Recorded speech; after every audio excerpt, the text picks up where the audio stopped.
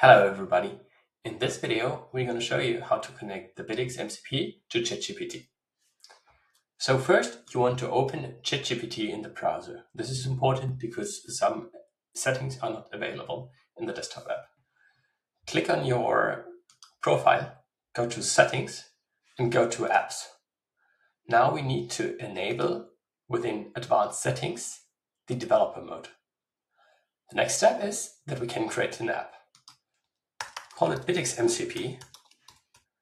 In the connection URL, add the BidX MCP URL app.bidx.io/mcp/SQL and agree to understand that you want to continue.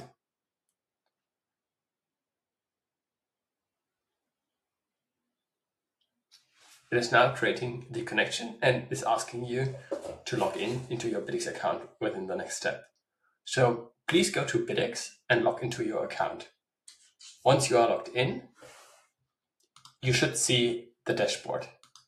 Go to the OpenAI ChatGPT, sign in with BidX MCP, click on it, and authorize the access to the MCP server.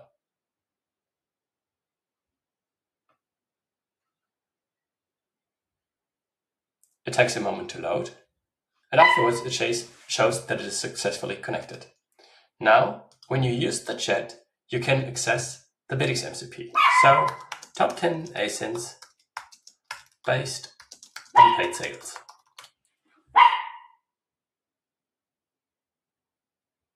It recognized that this is for the BidX MCP and request.